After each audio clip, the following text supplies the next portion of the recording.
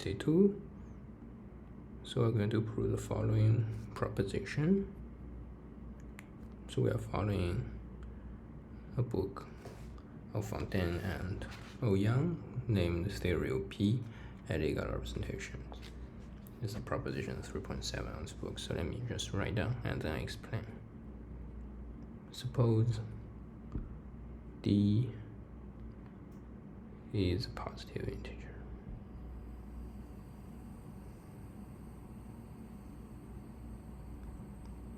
Then I will explain the correspondence.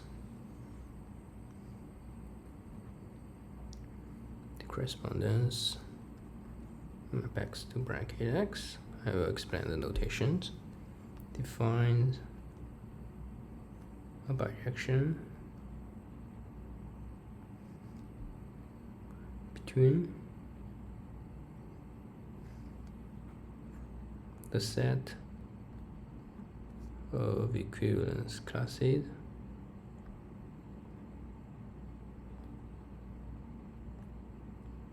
of free B representations. So I will explain B is topological ring, commutative ring of G of rank small d and H1 continuous GLD of B. Moreover, X is trivial. I will recall definition. What is B representation? What is free B representation? What is a trivial B representation? If and only if X bracket is the distinguished point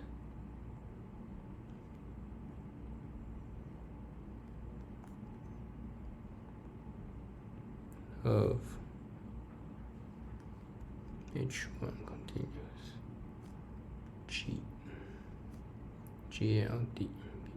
So why we say distinguished point and don't say that's the zero element or the large element? Because in general,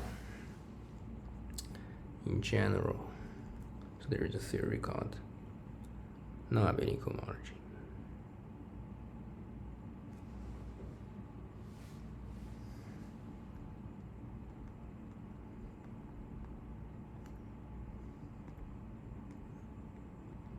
So where you study, we try to define with M not necessarily abelian. So in this case, you will say that, for example, so let's just focus on H1. Then you could still define H1 to be the quotient of a set by an equivalence relation, where the set is again the same thing. You just define what is your D1,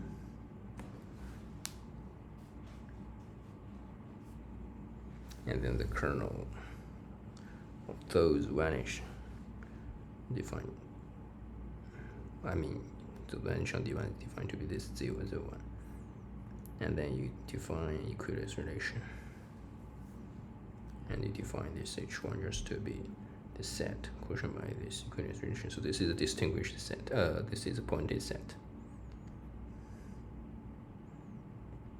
And so distinguished point corresponds to, in some sense,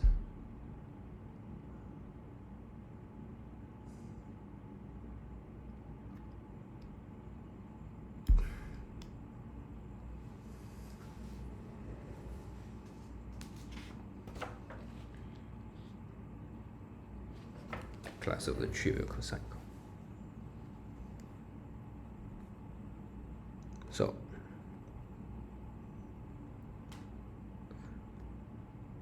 in our case, this is actually we don't need those things. Okay.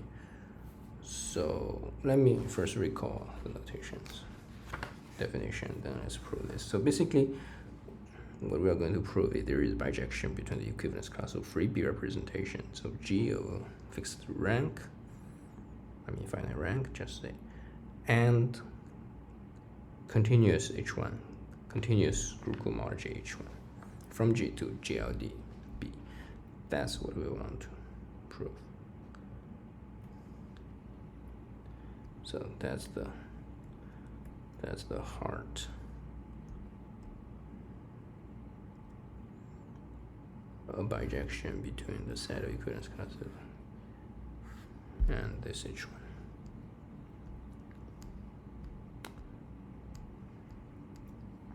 So let's first recall notations. Firstly, G is topological group.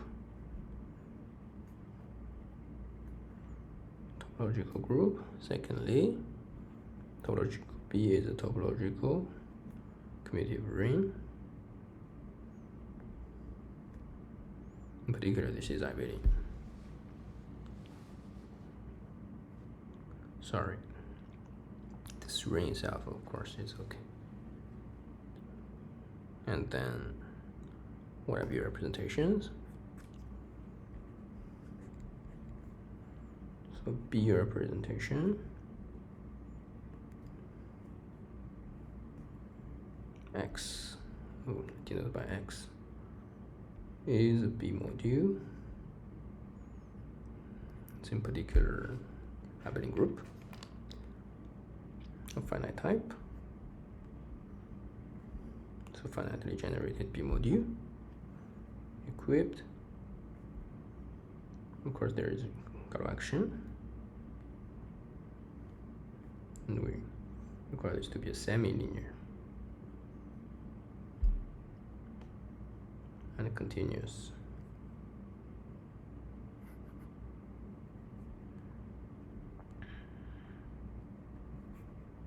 Semi-linear and continuous action of G.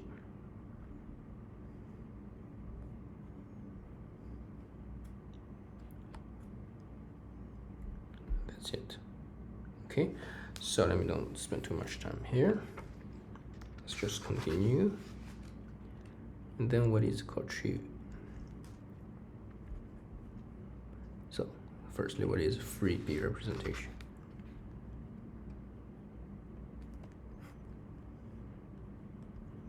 Firstly, it is a B representation such that the underlying B module is a free B module.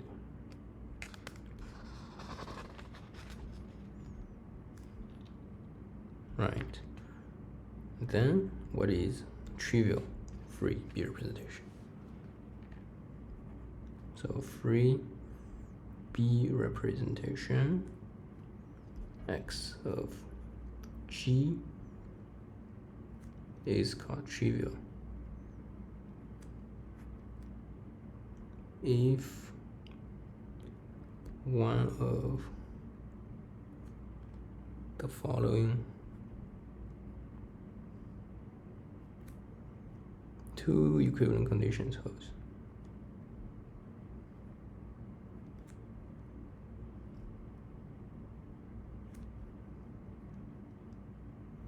So those two are trivially equivalent, so I don't call it a lemma, just call it a definition. Firstly, there exists a basis of X consisting of elements of X2, which means consisting of elements that are fixed energy. So if this is the case, this means that when choosing this particular basis, then you could write your representation. It's always a free module by our hypothesis, but the Galois action does not necessarily preserve the straight line passing through each basis element, which means the straight line passing from E1 when you are acting on G on E1 is not necessarily collinear with E1. It could be linear combination of E1 into ED, but now because you can find the basis coming from the points fixed under G, so the semi-linear action will just fix this basis and acting on the scalar. So let's emphasize which is equipped component-wise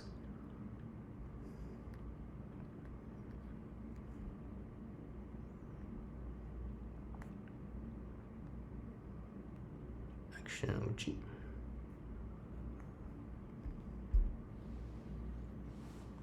Okay, so it's basically all what we want to say, and so I'm not yet explain what is X bracket. Actually, this is when you prove your exercise, you define what is X bracket.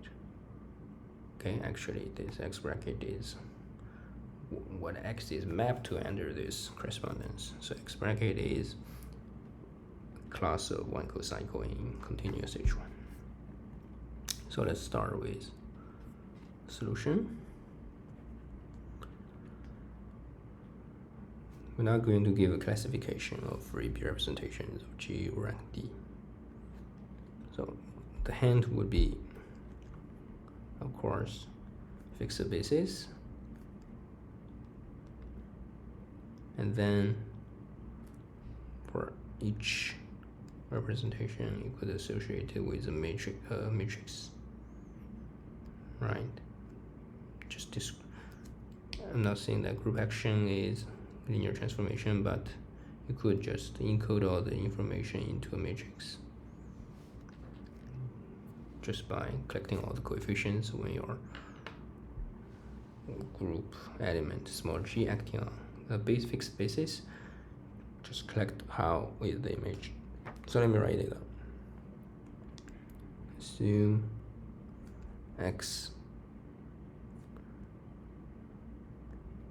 is a free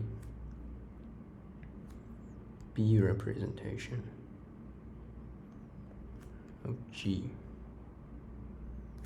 with basis small u into ED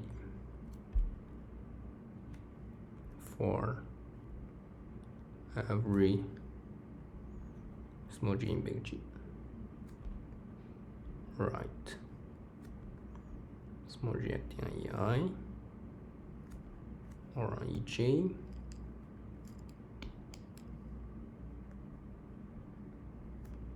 Equals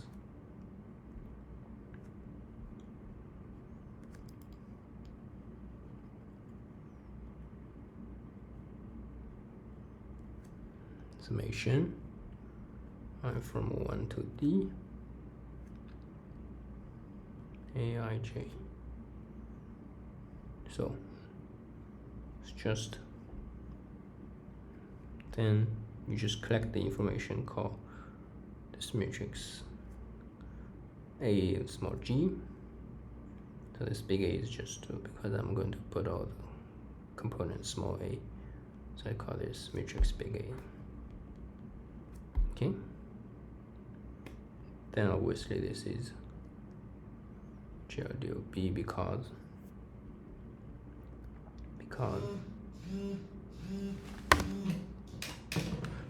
for any small g, this G inverse such that G inverse compose G is identity, and so this will tell you that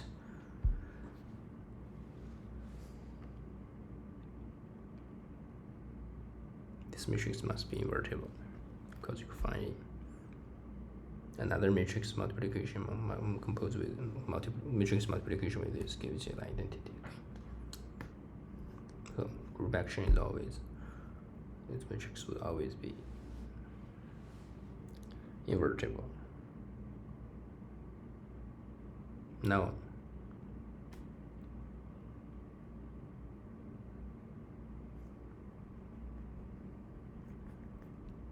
by our definition we have this condition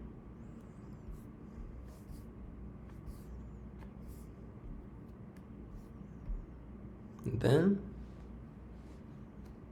this gives us a map. We claim this is continuous map.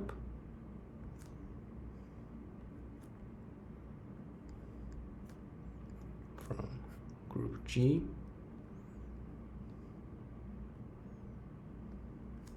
to its matrix, which associate G to its matrix small g.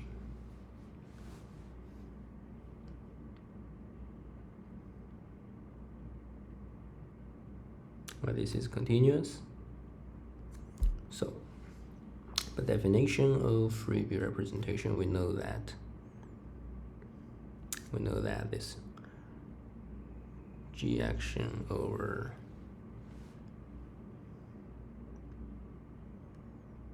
X, which is B U1 as B module. This is like this, right? So we know this is continuous.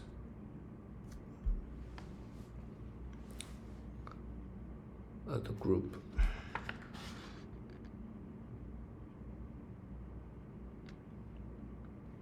The group action is continuous action.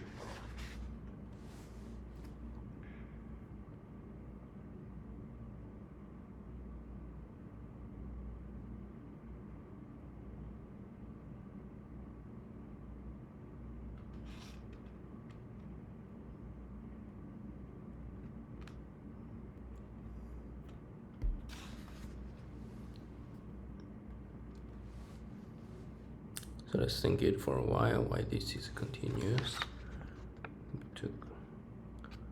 So G acting continuously over B, we know that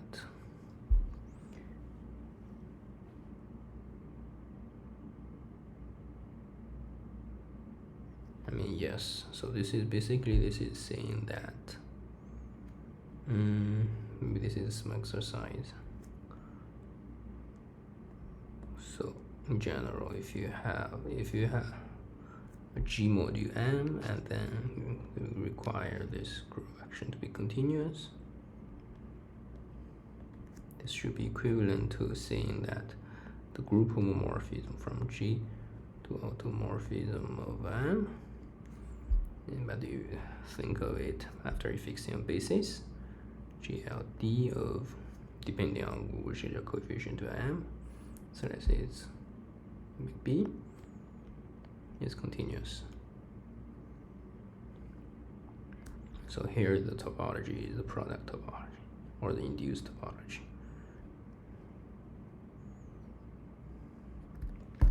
Okay, so this is the case. So this is a continuous map. And then how could we start here and arrive at one cocycle, right? I'm claiming that we start with X here. Start with X, construct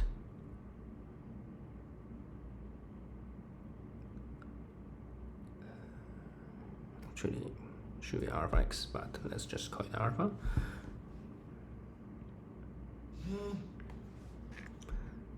I'm claiming that this actually is one cocycle.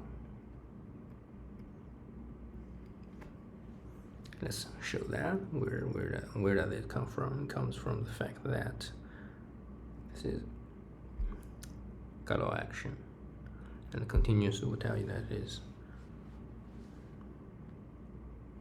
continuous one cocycle.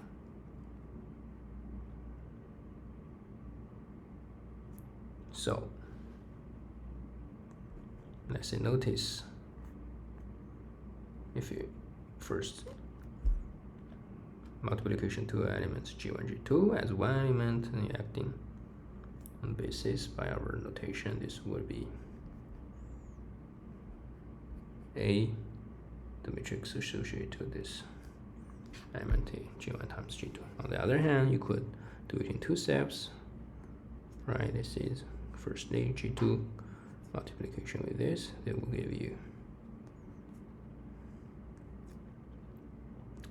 aj2, and then you do multiplication, and then you apply j1 again. How do you, because this is totally linear, I apply it one more time, this will be just j1, apply on ed, and then j1 aj2, which means j1 apply on each component of this matrix, right? But then this could again be written by definition into this way.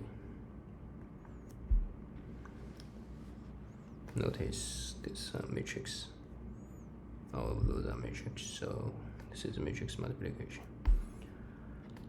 and so they are the same. So because this is basis, this is implying that, so aj1 j2 equals aj1 times j1 aj2. You can already say cocycle there, so rewrite it, extending alpha j1 j2 equals alpha j1 times j1 alpha j2, right? j1 alpha j2, yes.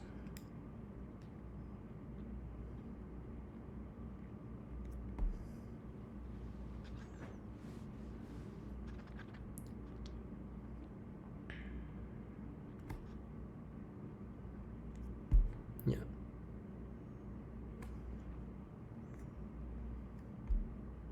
And so this is telling you that alpha is in this continuous one cocycle. Just quick recall. So f is called one cocycle if fgh equals fj plus. So this is when it's abelian group. If you fall into abelian group with additive, you know, the operation like addition, then it's fg times g times fh. So here it's just fg times jfh. It's the same, because here we're using the general situation, not necessarily abelian group.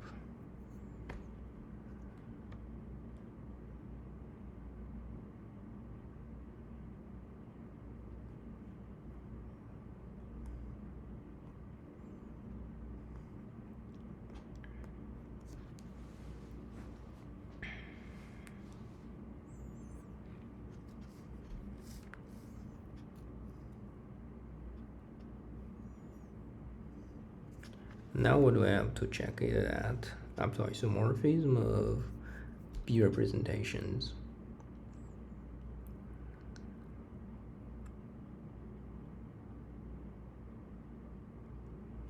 They will give, so which means isomorphic B representations would give you one cocycles that lie in the same equivalence class. In other words, yeah, we're going to say that after changing a basis with the same Galois action or the same matrix, this corresponds to cohomolog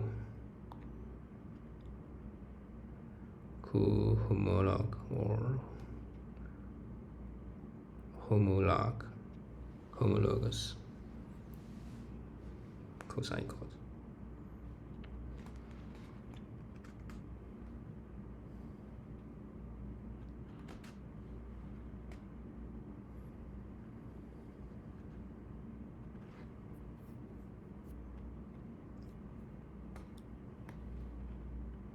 So let's say if u1 prime ed prime is another basis,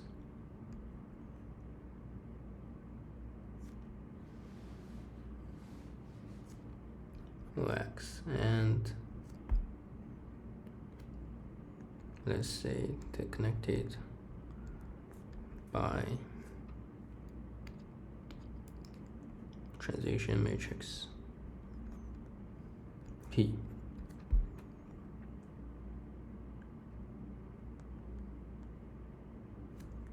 Then let's suppose this scalar action on those new bases is given by a different matrix.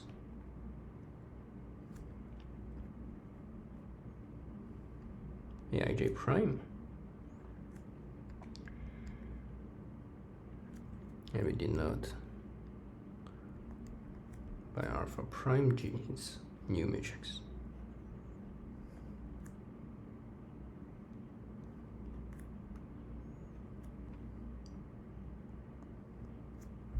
Then one would say that we have the relation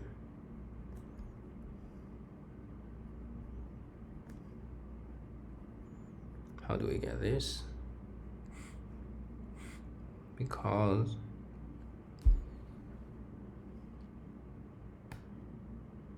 so you have J prime, this will give you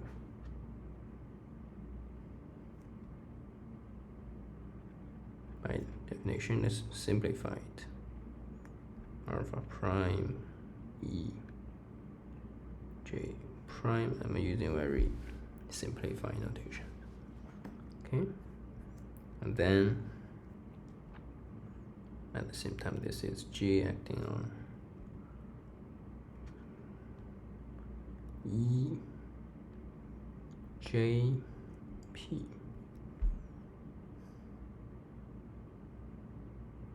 And then this is JOVJ, JOP.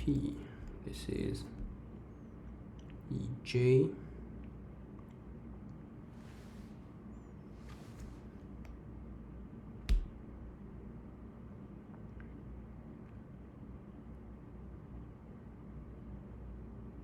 So actually here it's better because what we mean by alpha is the matrix. Then EJ is the 1 by D matrix, so the alpha should multiply on the right hand side. Similar here. This would be alpha, then JP. And then these two are the same, would imply that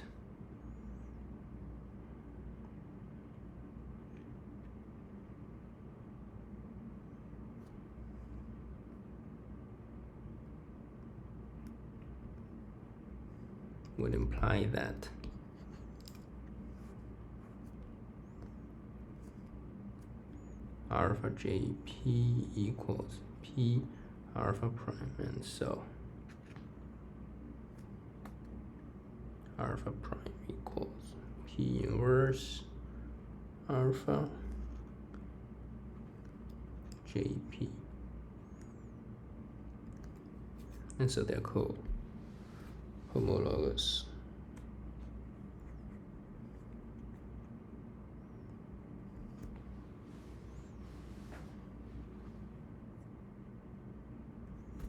Which means they have the same equivalence class in each one continuous.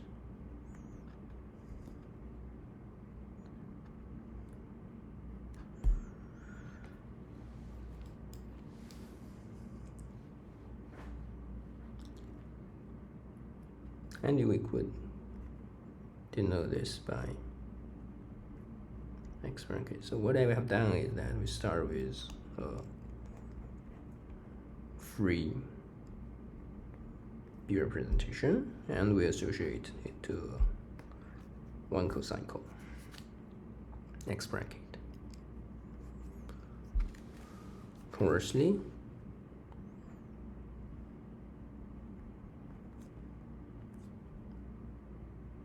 given one cocycle,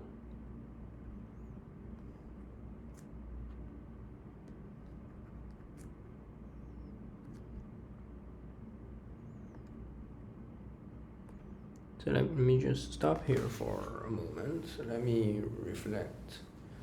Have I done what I promised? Did I show that two isomorphic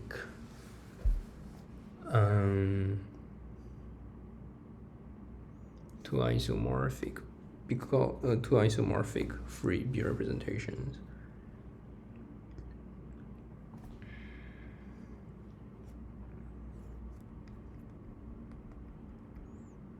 gave the same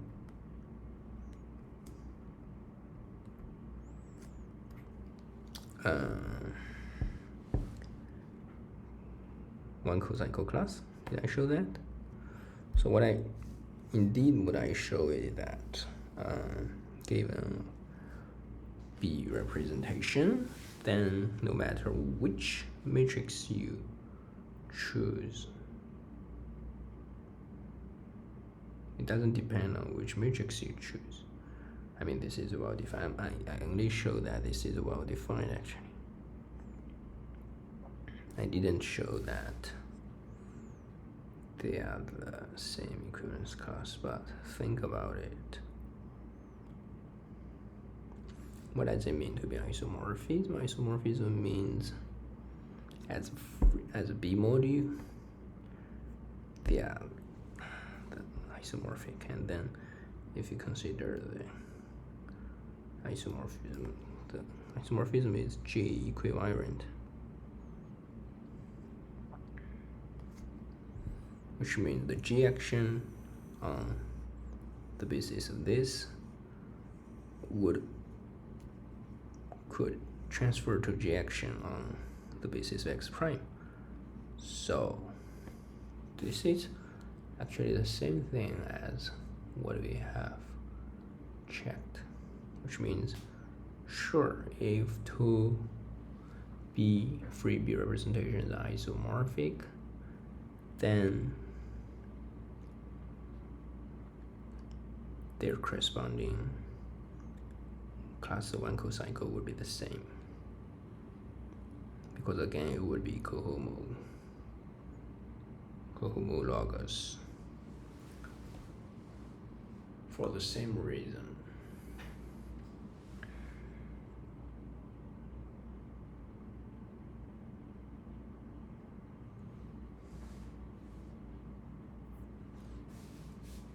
Yeah, correct me if you find this is not convincing, or it would be much simpler, just don't need to say that. Yeah, so I'm worrying about this because conversely, let's say given one cocycle, then of course this would, you could write it so one cocycle is of the form it's of the form and J is mapped to alpha of J is Aij of J, right? This is in GLDB.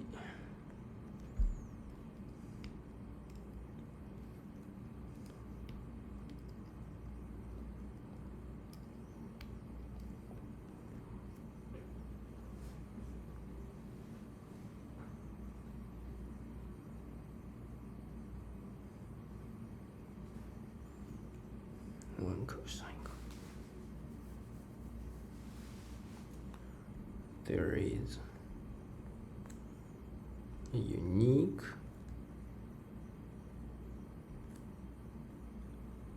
semi-linear. So one remark coming back, we use the semi-linear just now because this is semi-linear. When you're acting your group element on this linear combination of basis, I'm not only acting on the basis, also on the coefficients. This is semi-linear. So there is a unique semi-linear action of G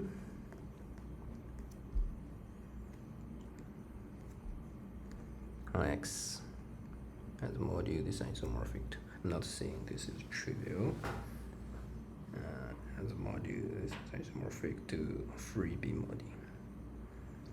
It gave me one cocycle. This gives me a semi-linear action of G. And how is it defined? For any small g, then again this for any basis element fixed.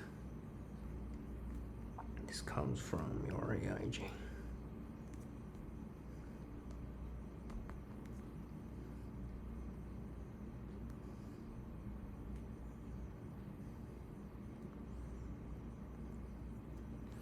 And so this gives a representation, right? So X is a B representation. And what else do we have to check? We want to show that actually, so what have we done? Give me X and map to equivalence class. Give me equivalence class, I map it to some, let's call it X alpha. Okay.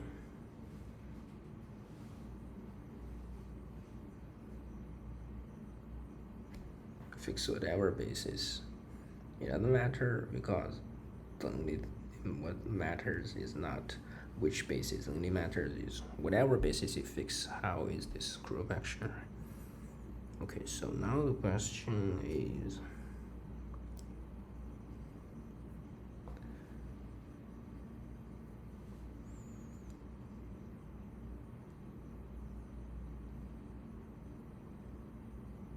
at the inverse to each other, right? Let me call this X alpha, which means X alpha, we map it back. Would it be alpha, which means the map it back, it would be X alpha bracket. Would this be alpha? If it is, then they're inverse to each other. We have constructed a bijection. And this is exactly by our construction, because when coming back, what is X alpha bracket? This is exactly the one which maps J to AIJJ. This is by definition alpha, because alpha J is AIJJ. Okay. So I prove this is bijection.